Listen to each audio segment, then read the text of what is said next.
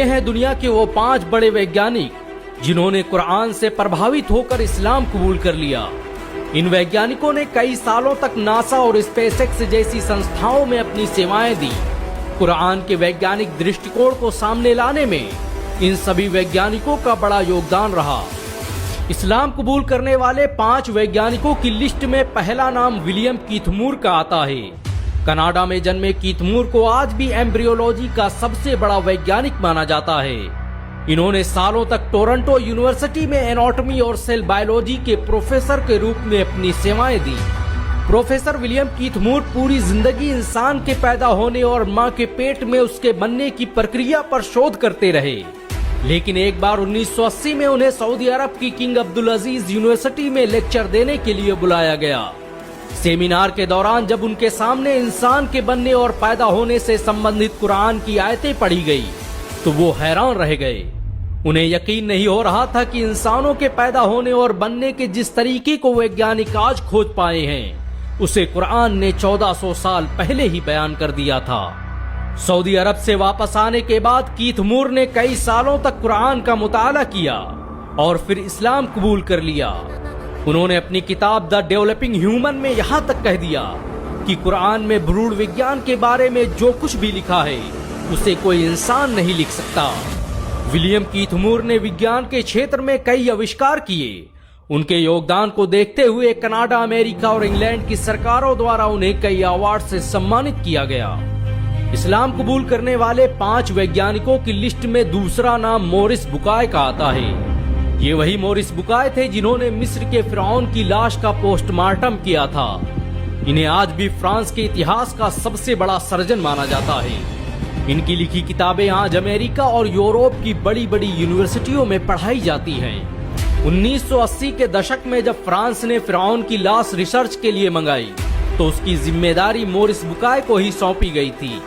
Morris बुकाय ने research के दौरान फिरौन की लाश पर लगे नमक से साबित किया कि इसकी मौत समंदर में डूबने से हुई है। लेकिन वो ये देखकर हैरान रह गए कि जो बात उन्होंने अब रिसर्च से साबित की है उसे कुरान ने बरसों पहले बता दिया था। मोरिस बुकाय यकीन नहीं कर पा रहे थे कि फिरौन के डूबकर मरने और लाश के बच जाने का जिक्र कुरान में पहले ही मौजूद था।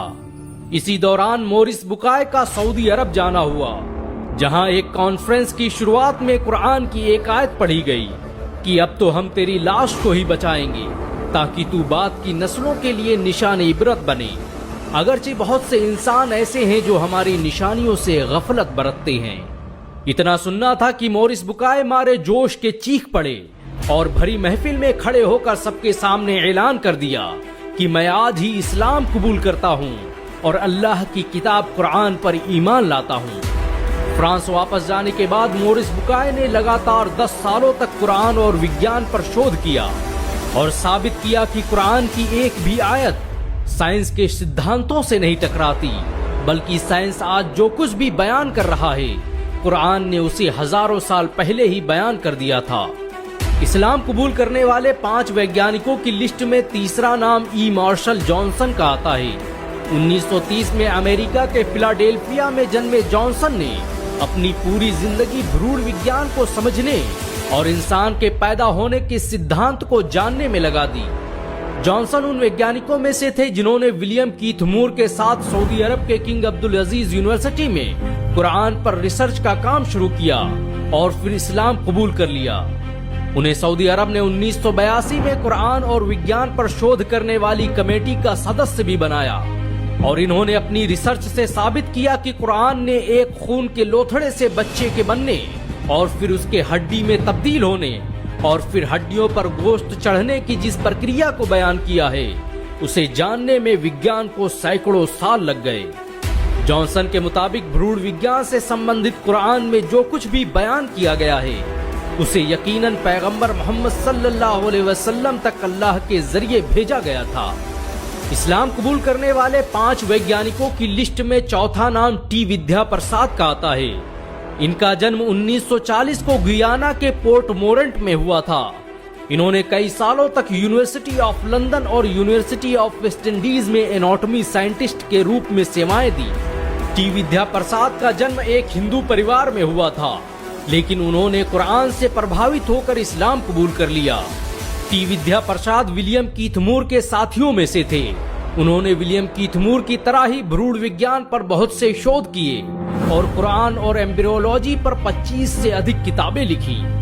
उन्होंने काहिरा में होने वाली international conference of scientific sign of the Quran and Sunnah में भी हिस्सा लिया और बताया कि कुरान में बच्चे के अंदर रूह पढ़ने और जान आने के बारे में जो कुछ भी बताया गया है वो बिल्कुल सही है। उन्होंने कुरान की सूरा मोमिनून की आयत नंबर 14 को पढ़ते हुए कहा कि ये वो सच है जिसे विज्ञान भी नहीं झुठला सकता, इसीलिए मैं आज ही इस्लाम कबूल करने का ऐलान करता हूँ। इस्लाम कबूल करने वाले 5 वैज्ञानिकों की लिस्ट में 5वां नाम आर्थर एलिसन का आता है। इन्होंने ही लंदन के पहले international conference of electrical machine की शुरुआत की थी। एलिसन को आज भी इंग्लैंड के इतिहास का सबसे बेहतरीन इंजीनियर और साइंटिस्ट माना जाता है। 1985 के दौरान काहिरा में मेडिकल इमिटेबिलिटी ऑफ द कुरान के विषय पर जब पहली इंटरनेशनल कॉन्फ्रेंस का आयोजन किया गया तो उसमें पश्चिमी देशों के बड़े बड़े वैज्ञानिकों ने शिरकत की और इन्हीं में एक नाम था डॉक्टर आर्थर एलिसन का। आर्थर एलिसन ने कुरान की सूरा जुमर आयत नंबर 42 पर अपना रिसर्च पेपर पेश किया और बताया कि नींद के दौरान कॉन्शियसनेस की जिस थ्योरी पर विज्ञान आज पहुंचा है, कुरान ने उसे बरसों पहले एक लाइन में ही बयान कर दिया था।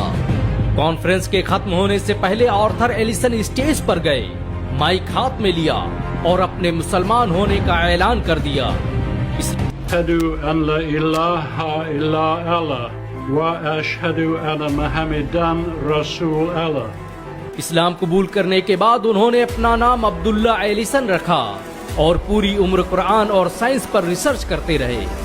इन सब के अलावा दुनिया में आज बहुत से वैज्ञानिक हैं जिन्होंने कुरान की शिक्षाओं से प्रभावित होकर इस्लाम कबूल कर लिया।